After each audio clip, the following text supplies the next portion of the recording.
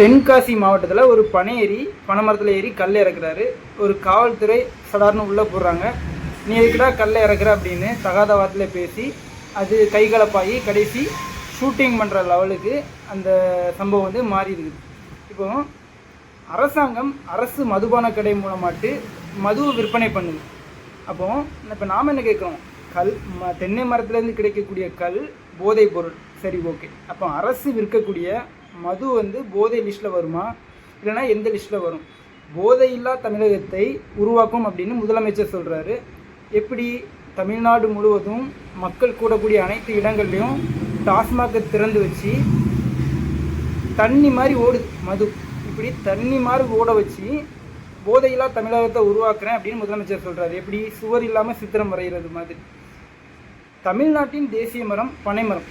இந்த பனைமரத்தில் இருந்து உற்பத்தி ஆகக்கூடியது தான் இந்த பதநீர், கல், அப்படிப்பட்ட விஷயங்கள். இந்த கல் அப்படிங்கிறது மற்ற எந்த மாநிலங்கள்லையும் தடை கிடையாது. அரசாங்கமே முன்னெடுத்து பண்ணி அதை விற்பனை பண்ணிட்டு இருக்கிறாங்க. கல் அப்படிங்கிறது உடலுக்கு இந்த மேல்நாட்டு சரக்குகள் மாதிரி எந்த மாதிரியான பாதிப்புகளையும் ஏற்படுத்த போகிறதில்ல. கல் வந்து உணவின் ஒரு பகுதி அப்படின்னு சங்க இலக்கிய பாடல்கள் வர சொல்லுது. இந்த கல்லை மக்கள் பருகிறதுனால பனை ஏரிகள், அந்த பனை சார்ந்த தொழில் பண்ணக்கூடியவங்களுடைய வாழ்வாதாரம் விருத்தி அடையுது.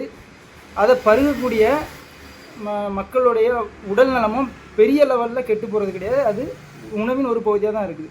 அப்போ கல்லை இங்கே தடை பண்ணுறது மூலமாக அவங்க வந்து அவங்களுடைய மேல்நாட்டு சரக்குகளை உற்பத்தி பண்ணி விற்பனை பண்ணுறதுக்கு இது தடையாகுமா அப்படிங்கிறதுனால அவங்க தடை பண்ணியிருக்காங்க. இன்னொரு விஷயம் என்ன பண்ணால், கல் விற்பனையை அவங்க வந்து ப்ரொமோஷன் பண்ணிட்டாங்க அப்படின்னா அவங்க கல்லில் பொடி மூலமாக கலந்து விற்பனை அதிகப்படுத்தி சாவுகள் அதிகம் வரும் அப்படிங்கிறதுனால அந்த கல்லை தடை பண்ணியிருக்கிறாங்க.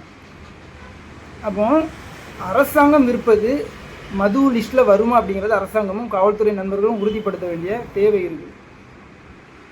இப்போ நான் வந்து மார்க்கெட்டிங் வேலையில் இருக்கிறேன். எனக்கு ஒரு சம்பளம் தராங்க. அதே மாதிரி தான் அரசு பதவிகளில் இருக்கக்கூடியவங்களாம் சரி, ஒரு நீதிபதியாக இருந்தாலும் சரி, ஒரு டாக்டர்ஸாக இருந்தாலும் சரி, அவங்கவுங்க செய்யக்கூடிய தொழிலுக்கு சன்மானம் கொடுக்குறாங்க.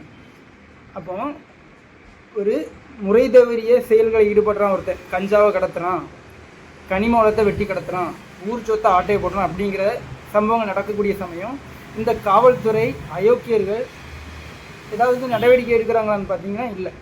இப்படி அடித்தட்டு உழைக்கும் மக்கள், ஒரு நாள் அன்றாட பிழைப்பு நடத்தக்கூடிய மக்கள்கிட்ட இப்படி ஷூட்டிங் பண்ணி இந்த மாதிரிப்பட்ட சம்பவங்கள் பண்ணுறது ரொம்ப வெட்கக்கேடாக இருக்குது.